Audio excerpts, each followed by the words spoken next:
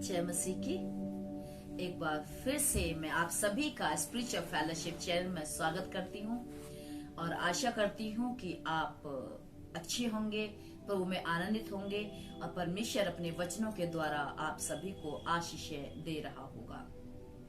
परमेश्वर का बहुत बहुत धन्यवाद हो कि एक बार फिर से आपसे मिलने का मौका दिया और हम बहुत सारी बातों को मिलकर के सीख सकते हैं। चलिए आज हम परमेश्वर के वचन से फिर से मिलकर के कुछ सीखेंगे और आप मेरे साथ निकाल लीजिए पढ़ने के लिए प्रेरितों के काम उसका 5वां अध्याय और उसके कुछ पदों को हम देखेंगे 1 से 10 तक। Acts of apostle chapter 5 versus 1 to 10 आज हम देखेंगे और आज हम सीखेंगे कि आखिर हम परमेश्वर का भय मानने में सक्षम क्यों नहीं हैं। Why we are not able to fear God। इस बात को हम देखेंगे और हम देखेंगे कि परमेश्वर का वचन क्या इस बारे में कहता है।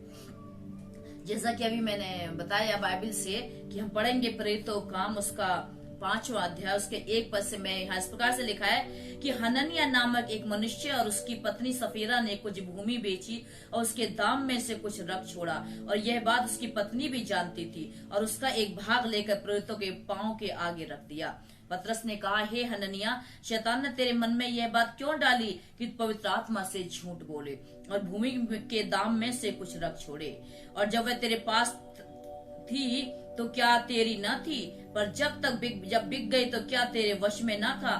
तूने यह बात अपने मन में क्यों विचारी। तूने मनुष्य से नहीं परंतु परमेश्वर से झूठ बोला है। बड़ा ही सुंदर वचन है, उसको हम आगे भी देखते जाएंगे और अगर हम आगे इसको पढ़ते हैं तो उसमें उसकी पत्नी भी इस बात में सहमत थी और इसको हम देखेंगे। कई बार ऐसा होता है कि कहते हैं कि हम कुछ भी गलत करने से पहले ये भूल जाते हैं कि कोई हमें देख रहा है। यहाँ पर भी कुछ ऐसा ही हुआ। अर्ली जो चर्च था पुराने समय पर जब कलीसिया लगती थी, उस समय पर जो लोग थे वो उसमें जुड़े रहे थे और उस कलीसिया में लोग बड़े एक अच्छा काम करते थे और वो काम ये था कि सब लोग जिनके पास अब ज्यादा अधिक भूमि हुआ करती थी या कम भी है और यदि उसकी इच्छा है उसको देने की तो वो दिया करते थे। वो अपनी भूमि को बेच करके अपनी धन संपत्ति को जो एक्स्ट्रा थी या जो उनके शायद लाभ की ना हो या उनको लग रहा है कि हाँ हम इसको बेच के परमेश्वर के लिए या परमेश्वर लोगों के लिए कुछ कर सकते हैं तो वो बेच करके लोगों को दे दिया करते थे, चर्च में दे दिया करते थे ताकि उन गरीबों को उन व्यक्तियों को जो बेसहारा है उनको सहारा मिले, उनको भी वो उनको अपने लेवल तक ले आए। ये नहीं समझ ताकि कोई ये ना समझे कि भाई मैं बहुत छोटा हूँ मैं बहुत बड़ा हूँ, सब इक्वल हो जाए। इस प्रकार से मदद किया करते थे। तो जब इस प्रकार से उन्होंने सोचा तो यहाँ पर एक परिवार है, इसमें 2 मियाँ बीवी हैं, पति पत्नी है और वो उन्होंने भी इस बात को डिसाइड किया। उनका नाम है हननिया, मनुष्य का नाम है उस पति का, और सफीरा उसकी वाइफ का नाम है। उन दोनों ने ये डिसाइड किया कि क्यों ना हम भी अपनी भूमि बेचें और उन्होंने डिसाइड करने के बाद उस भूमि को बेच दिया और बेचने के बाद उसमें से कुछ हिस्सा अपने लिए रख छोड़ा और कुछ हिस्सा ला करके पतरस के पैरों पर रख दिया और बोला कि ये जमीन इतने में ही बेची गई थी। फॉर एग्जाम्पल यदि वो उस समय पर यदि वो 1 लाख की बेची थी तो उन्होंने क्या करा, उसमें से कहते 20,000 या 25,000 अपने पास रख लिया और बाकी जो था वो पतरस के उनके पैरों पे रख दिया जा करके। और इस प्रकार से उन्होंने किया। क्या कारण था कि उनके अंदर परमेश्वर का भय नहीं रहा, जबकि वो उनकी स्वयं की इच्छा थी, जबकि वो स्वयं इस चीज को देना चाहते थे।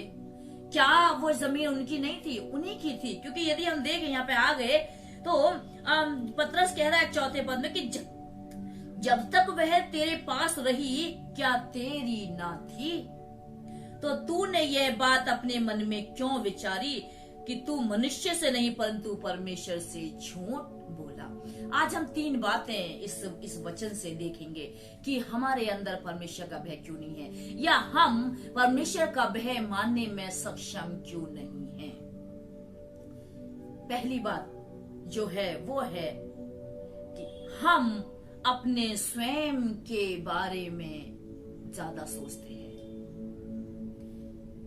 हम अपने स्वयं के बारे में सोचना शुरू कर देते हैं, या हम अपने अपने अपने स्वयं के ऊपर भरोसा करना शुरू कर देते हैं। लुकिंग एट आवर सेल्फ, अपने अपनी तरफ देखना। हननिया और सफीरा ने सोचा, अगर हम सारी बेच देंगे, सब वहां दे देंगे, तो हम अपने लिए कहां से रखेंगे? हमारे भविष्य का क्या होगा? हम जब बूढ़े हो जाएंगे और हम कहते हैं फिर हम कहां से लाएंगे? हम क्या खाएंगे? हम क्या पहनेंगे? हमारा खर्चा कैसे चलेगा? हम अपने स्वयं के बारे में सोचना शुरू कर देते हैं। हम अपने स्वयं के बारे में पहले करना शुरू कर देते हैं। हमारे अंदर परमेश्वर का भय नहीं होता, और यही कारण है कि हम परमेश्वर का भय मानने में सक्षम नहीं हो पाते हैं। जबकि परमेश्वर का वचन मत्ती रचित सुसमाचार उसके 6:33 में लिखा है कि पहले तुम उसके राज्य और उसकी धार्मिकता की खोज करो, बाकी सब ये वस्तुएं तुम्हें मिल जाएंगी। उन्होंने ये सोचा कि मैं दे देता हूँ, आधा हिस्सा देता हूँ, बाकी मैं अपने परिवार के रखूं। शायद मुझे अपने घर के लिए कुछ सामान लाना होगा, अपने बीवी के लिए कपड़े बनाने होंगे, या अपने भविष्य के लिए कुछ बचा के रखना पड़ेगा जो मेरे बुढ़ापे में काम आएगा। परमेश्वर वचन कहता है पहले उसके राज्य, उसकी धार्मिकता की खोज कर, तब जिन बातों की तू चिंता कर रहा है वो सब तुझे मिल जाएंगी। तेरा परमेश्वर आप जानता है कि तुझे किस चीज की आवश्यकता है। और जब हम अपने स्वयं की चिंता स्वयं करने लगते हैं, हम अपनी ओर देखने लगते हैं कि मुझे पहले मिलना चाहिए, बाद में हम परमेश्वर को देंगे, तो हमारे अंदर से उस परमेश्वर का भय खत्म हो जाता है। हम उसका भय मानने में सक्षम नहीं रह पाते। फिर हम उसका भय कभी नहीं मान पाते हैं, कभी नहीं हमारे अंदर उसका भय आ पाता है। क्यों? क्योंकि हम अपनी ओर देखते हैं। नीति वचन उसका 3 अध्याय यदि हम पढ़ें, नीति वचन की पुस्तक उसका 3रा अध्याय, नीति वचन राजा सुलेमान के द्वारा लिखा हुआ है। और हम सब जानते हैं राजा सुलेमान कितना बुद्धिमान थे, और उन्होंने सारे जो वचन है वो बुद्धि की बातों के ऊपर दिया है। केवल मनुष्य हर कार्य के लिए अपनी बुद्धि दौड़ाता है। मैं अपनी बुद्धि दौड़ाकर कहां पहुंच जाऊं, कितना ऊंचा हो जाऊं, या मैं जो अपनी बुद्धि से कर पाऊं वो मैं कर दूं। जबकि यदि हम देखें नीति वचन 3रा अध्याय उसके 5 पद में लिखा है, तू अपनी समझ का सहारा न लेना, वरन संपूर्ण मन से यहोवा पर भरोसा रखना, उसी को स्मरण करके सब कार्य करना, तब वह तेरे लिए सीधा मार्ग निकालेगा। हम मनुष्य ऐसा नहीं करते हैं। हम अपना मार्ग हम स्वयं निकालने की कोशिश करते हैं, आगे बढ़ जाएं दिखावा करके, चाहे कोई भी हमें तरीका क्यों ना अपनाना पड़े, हम आगे करते हैं, अपनी बुद्धि दौड़ाते हैं हम, और हम परमेश्वर के भय में नहीं चल पाते। परमेश्वर भय हमारे अंदर नहीं रह पाता है, जैसा कि यहाँ हननिया ने किया। हननिया ने अपनी बुद्धि दौड़ाई और अपनी समझ का सहारा लिया, और अपनी समझ का सहारा लेके सोचा कि थोड़ा सा मैं रख दूं अपने लिए और बाकी मैं दे दूं परमेश्वर के लिए। कौन सा प्रभु मुझे देखता है? उसने अपनी ओर देखना शुरू किया, अपने स्वयं के लिए रास्ता बनाना शुरू किया, अपने स्वयं की उसने करना के बारे में सोचना शुरू कर दिया।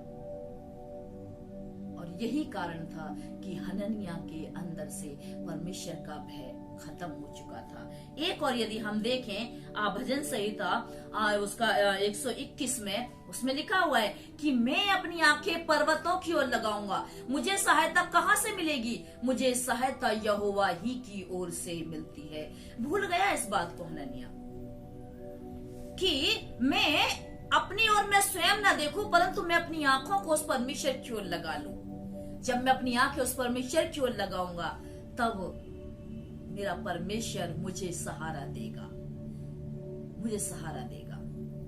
इसीलिए हमें स्वयं अपनी ओर देखने की जरूरत नहीं है, परंतु परमेश्वर की ओर देखने की जरूरत है। परमेश्वर की ओर देखने की जरूरत है।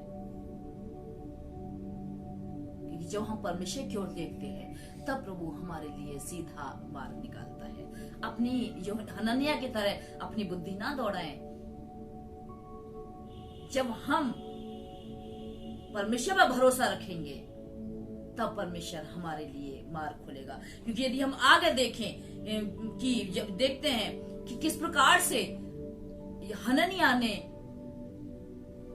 दूसरी गलती कर दी और जो उसके अंदर परमेश्वर का भय नहीं रहा, उसका दूसरा कारण था और वो था परमेश्वर से झूठ बोलना, टेलिंग लाई टू गॉड। जब हम परमेश्वर से झूठ बोलते हैं इसका मतलब ये है कि हम परमेश्वर के भय में नहीं हैं और हम झूठ बोलकर परमेश्वर का भय मानने में सक्षम कभी नहीं हो सकते। कई बार मनुष्य अपनी बुद्धि दौड़ाकर ये सोचता है कि हाँ परमेश्वर कौन सा देख रहा है। क्योंकि हम देखते हैं, एक उदाहरण मैं देना चाहूंगी आपको योना का। जब परमेश्वर ने योना को चुना कहाँ जाने के लिए, निनवे जाने के लिए, और परमेश्वर ने योना से कहा तू जा निनवे को क्या कहते हैं और तू वहां पर परमेश्वर के मेरे वचन को सुना सिखा, क्योंकि मैं उसको नाश करने पर हूं, उनका कुकर्म बहुत बढ़ गया है। योना ने अपनी बुद्धि दौड़ाई और योना ने सोचा कौन सा परमेश्वर मुझे देख रहा है, और परमेश्वर की नजदीकी से भाग करके वो तर्शीश को चढ़ गया। सेम टाइम हम भी ऐसा ही करते हैं, सेम टू सेम, कुछ अलग नहीं करते। केवल हम सोचते हैं हम परमेश्वर से झूठ बोल देंगे। क्या कभी कोई परमेश्वर से झूठ बोल पाया है? क्या कभी कोई बात परमेश्वर से छिपी है? हनन्याह ने सोचा इस बात को, क्योंकि यदि देखे हैं इसके कि जब उसने अपने कुछ भाग, अपने कुछ जमीन को रख छोड़ा अपने पास में, और जब उसके पास लेके आया पतरस के पास, तब पतरस ने पूछा उसमें कि क्या कहते, पतरस ने उससे कहा कि तेरे मन में ऐसी बात कैसे शैतान ने डाली कि तू मनुष्य से ही नहीं परंतु परमेश्वर से झूठ बोला। परमेश्वर से झूठ बोला। ना सिर्फ वो परंतु उसकी पत्नी भी परमेश्वर से झूठ बोली। पत्नी भी इसकी झूठ बोली। और जब वो झूठ हमारे हृदय में आ जाता है तो इसका मतलब हमारे हृदय से, हमारे मन से परमेश्वर का भय खत्म हो जाता है। इसका मतलब यह कि हमारे अंदर अब परमेश्वर भय नहीं है और हम उसके भय मानने में सक्षम नहीं है। यदि हम देखें, एक वचन में आपके सामने पढ़ना चाहूंगी, भजन संहिता उसका 34वां अध्याय, भजन संहिता 34वां और उसका 3रा पद यहाँ लिखा है, मेरे साथ यहोवा की बड़ाई करो, आओ हम मिलकर उसके नाम की स्तुति करें। आओ हम मिलकर उसके नाम की स्तुति करें। परमेश्वर का भय तो महिमा करने के लिए बोल रहा है, लेकिन हम क्या करते हैं आइए हम देख लेते हैं। 15 पद यहाँ लिखा है कि यहोवा की आंखें धर्मियों पर लगी रहती हैं और उसके कान भी उसकी दुहाई की ओर लगे रहते हैं। यहोवा बुराई करने वालों के विमुख रहता है ताकि उसका स्मरण पृथ्वी पर से मिटा डाले। और आगे यदि हम आगे पढ़ते जाते हैं तो वो बहुत सारी बातें उसमें लिखी है। परमेश्वर चाहता है कि हम उसके नाम की बढ़ाई करें। राजा दाऊद कहता है हम बढ़ाई करें, लेकिन मनुष्य क्या करता है? परमेश्वर से झूठ बोलता है और वो भूल जाता है कि परमेश्वर की आंखें बुराई करने वालों पर लगी रहती हैं। परमेश्वर बुराई करने वालों को विमुख रहता है और उसकी आंखें धर्मियों पर लगी रहती हैं। वो क्या कर रहे हैं, वो क्या नहीं कर रहे हैं, कैसा गलत कर रहे हैं या सही, परमेश्वर सब देखता है, वो सब देखता है। नीति वचन उसका 15वां अध्याय, नीति वचन उसका 15वां अध्याय और उसके 3रे पद में लिखा है, यहोवा की आंखें सब स्थानों पर लगी हैं। या लगी रहती हैं और वह बुरे और भले दोनों को देखती रहती हैं। हननिया और सफीरा ने ये सोचा, परमेश्वर कौन सा मुझे देख रहा है, उसने कौन सा मुझे देखा है कि मैंने कितना पैसा उठा करके बचा करके रखा है। और वो भूल गया कि परमेश्वर की आंखें मनुष्य पर लगी रहती हैं। वो देखता है हम कहाँ जा रहे हैं, हम क्या कर रहे हैं, वो सब देखता है। तो हम परमेश्वर से झूठ कदापि नहीं बोल सकते। परंतु यहाँ पर बोला, यहाँ पर हननिया परमेश्वर से झूठ बोल रहा है कि हाँ जमीन इतने में ही बिकी थी, ये सारा पैसा है और ये मेरे जमीन के पैसे। झूठ बोला, उसने सोचा मैं परमेश्वर से झूठ बोल सकता हूँ। और जिस बात को सोचा तो अब क्या होता है, तब क्या होता है, यहाँ पर जो हननिया जैसे ही पतरस ने ये सब बातें उससे कही कि तेरे मन में तूने परमेश्वर मनुष्य से नहीं परंतु परमेश्वर से झूठ बोला है, ये बातें सुनते ही हननिया गिर पड़ा और प्राण छोड़ दिए। वो उसकी मौत हो गई, खत्म हो गया। और जब जो लोग जो सुन रहे थे उनको बड़ा भय छा गया, तो कुछ लोग आए और आने के बाद उन्होंने अर्थी बनाई और उसको ले जाकर के गाड़ दिया। उसके बाद क्या हुआ, तीसरा कारण हम देखेंगे कि हम परमेश्वर का भय मानने में सक्षम क्यों नहीं है। तीसरा कारण वो है हाइडिंग आवर सिंस, परमेश्वर से अपने अपराधों को छिपाना, परमेश्वर से अपने अपराधों को छिपाना। और वो हम देखेंगे 7वें पद में, इसमें लिखा है लगभग 3 घंटे के बाद उसकी पत्नी जो कुछ हुआ था ना जानकर भीतर आई। तब पतरस ने उससे पूछा, मुझे बता, क्या तूने वह भूमि इतने ही में बेची थी? उसने कहा, हाँ इतने ही में। पतरस ने उससे कहा, यह क्या बात है कि तुम दोनों ने प्रभु की आत्मा की परीक्षा के लिए एका किया। देख तेरे पति के गाड़ने वाले द्वार ही पर हैं और वे तुझे भी बाहर ले जाएंगे। यह है तीसरी गलती जो हननिया की पत्नी सफीरा ने की, जो कभी कभी मैं भी, कभी कभी आप भी, हम सब इस गलती को करते हैं। हम अपने पापों को, अपने अपराधों को बजाय परमेश्वर के सामने मानने के हम छिपा लेते हैं। लगभग 3 घंटे के बाद हननिया 3 घंटे पहले आकर के आधा पैसा या उसका कुछ हिस्सा घर छोड़कर आया और कुछ लाकर पतरस को दिया और सारी घटना घटी, उसकी मृत्यु भी हो गई। और इस बात से उसकी पत्नी सफीरा अनजान थी, उसको कुछ नहीं पता है। जब उसने सोचा वो शायद घर पे होगी, सोच होगी बहुत देर हो गई है, अभी तक आए नहीं है मेरे पति, इस पैसे को हमें कुछ करना है, इसका हिसाब जोड़ना है, काउंट करने हैं, जगह सही जगह रखना है, सही जगह लगाना है, क्या करना है, विचार करना है, इन सब बातों की सोच में होगी। और जब 3 घंटे तक हननिया घर नहीं पहुंचा तब सफीरा भी 3 घंटे के बाद वहां पर आई। कहा? पतरस और अन्य कलीसिया के लोगों के पास। और आने के बाद जब वो भीतर आई, वह कुछ नहीं जानती थी कि हननिया के साथ क्या हुआ है। 3 घंटे में सब कुछ हो गया। और जब पतरस ने उससे पूछा, और सफीरा से पूछा कि मुझे बता, क्या तुमने वह भूमि इतने ही में बेची थी जितना तेरा पति यहाँ लेकर के आया है? सफीरा कहती है कि हाँ इतने ही में। अपने उस काम को, उस गलती को छिपा दिया, उस सिन को, उस अपराध को छिपा दिया, क्योंकि जमीन उन्हीं की थी। किसी ने फोर्स नहीं किया था, किसी ने दबाव नहीं डाला था, अपने स्वयं की इच्छा से उन्होंने करा था सब कुछ। और इतना कुछ करने के बाद भी उन्होंने अपनी ओर देखा, अपने स्वयं की ओर ज्यादा देखा, अपने स्वयं परमेश्वर से सोचा कि हम स्वयं उसको झूठ बोल देंगे परमेश्वर से, कौन सा परमेश्वर देख रहा है, और जाकर के झूठ बोल करके बता दिया कि हाँ उतने में बेची थी। और तीसरी गलती कर रही है जो सफीरा कर रही है कि अपने पापों को छिपा लेना, अपने अपराधों को छिपा लिया, और अपराधों को छिपा लिया और कहती कि हाँ उतने ही में बेची थी, उतने ही में। परमेश्वर का वचन तो कहता है साफ, पहला यूहन्ना की पहली पत्री और उसका 1 अध्याय और उसके 9 पद में लिखा है, यदि हम अपने पापों को मान लें तो वह हमारे पापों को क्षमा करने और हमें सब अधर्म से शुद्ध करने में विश्वास योग्य और धर्मी है। परमेश्वर तो हमारे पापों को माफ करना चाहता है। वो माफ करता है, परंतु कब? जब हम अपने पापों को मान लेते हैं। यहां पर यह गलती सफीरा ने की।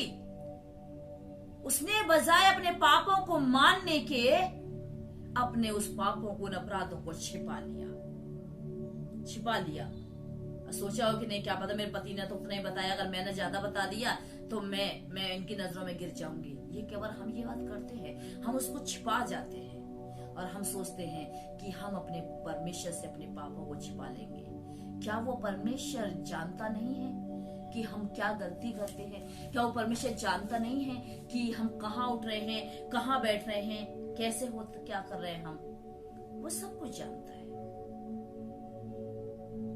वो सब जानता है। जब हम परमेश्वर के भय में रहते हैं तब ही हमें आशीष मिलती है। याद रखें, अपनी ओर स्वयं ना देखें, परंतु परमेश्वर की ओर देखें। Don't look at yourself but look at God. परमेश्वर से कभी झूठ ना बोलें।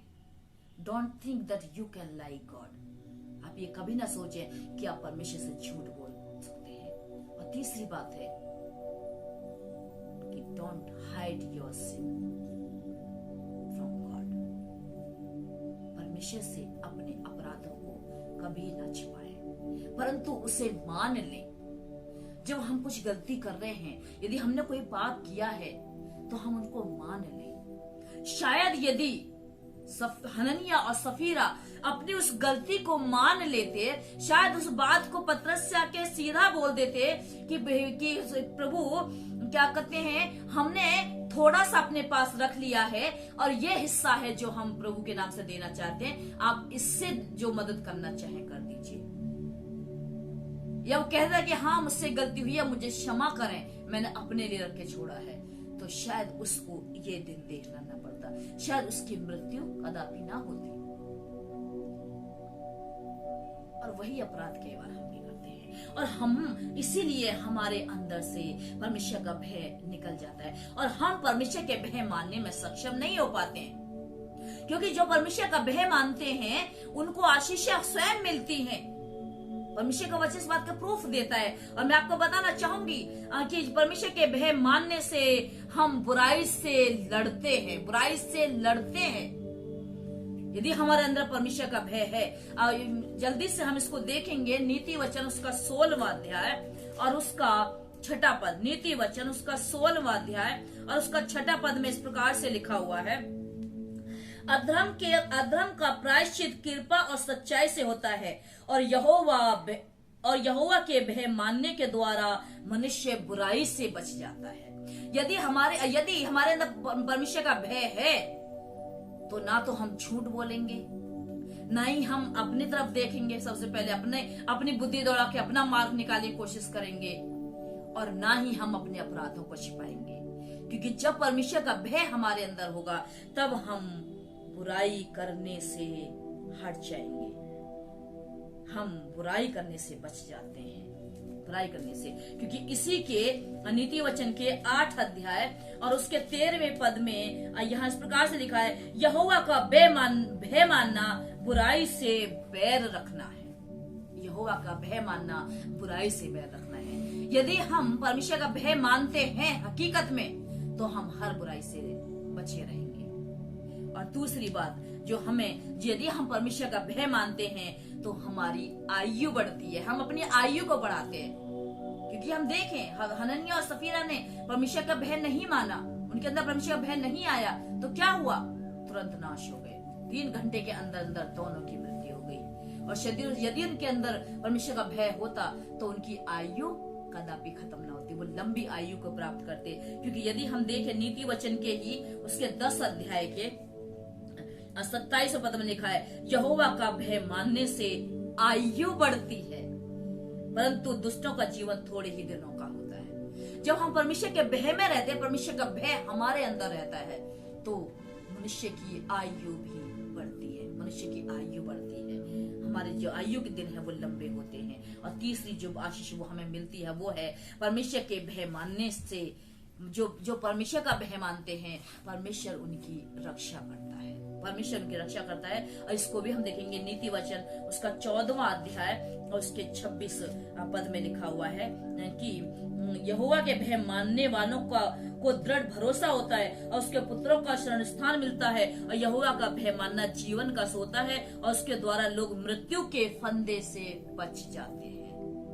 अर्थात परमेश्वर क्या रक्षा भरा हाथ मनुष्य के ऊपर रहता है, उस मनुष्य के ऊपर रहता है जो परमेश्वर का भय मानता है। यदि किसी भी कारण से हम परमेश्वर का भय मानने में सक्षम नहीं है, तो हमें परमेश्वर का भय मानने की जरूरत है। हमें बुराई से अलग रहना है। इसलिए हमें सिर्फ 3 बातें करनी है कि हमें परमेश्वर की ओर देखें, अपनी ओर ना देखें, परमेश्वर की ओर देखें। और ये कभी ना सोचे कि परमेश्वर से आप झूठ बोल सकते हैं, परंतु ये याद रखें कि परमेश्वर आपको देख रहा है। और तीसरी बात, ये कभी ना सोचे कि हम अपने पापों को परमेश्वर से छिपा सकते हैं, परंतु ये याद रखें कि यदि हम अपने अपराधों को मान लेंगे तो परमेश्वर उन अपराधों को क्षमा करने में विश्वास योग्य और धर्मी है। और जब ये सब चीजें हमारे पास रहेंगी, जब परमेश्वर का भय हमारे अंदर रहेगा, तो मनुष्य को लंबी आयु मिलती है, वो बुराई से बचा रहता है और परमेश्वर उसकी रक्षा हमेशा करता है, हमेशा करता है। परमेश्वर इस वचन के द्वारा आप सभी को आशीष दे। आइए हम दुआ करें। तब परमेश्वर यीशु नासी के नाम से प्रभु जी हम तेरे पास आते हैं, तेरा धन्यवाद देना चाहते हैं समय कि तूने दिया प्रभु जी। तब परमेश्वर धन्यवाद हो प्रभु जी हमारे परमेश्वर समय के लिए, हमारे बहन भाइयों के लिए जो यूट्यूब के माध्यम से प्रभु हमारे साथ जुड़े हैं। आप प्रभु जी आप इनकी सहायता मदद करना पिता परमेश्वर प्रभु जी, और हम सबको प्रभु सिखाएं प्रभु जी, इतना ताकत दें ताकि हम तेरे भय में आगे बढ़ते चले जाए राजा। हमारे बहन भाई जो पिता परमेश्वर यदि इसको सुन रहे हैं पिता, यदि उनमें से कोई बीमार है तो आप इन्हें छुएं और चमकाए दे, इन्हें आशीष दे, इन्हें सुरक्षित रखें, इनकी मदद और रखवाली करें। धन्यवाद पिता, प्रार्थना सुनने के लिए यीशु नासरी के नाम से प्रार्थना।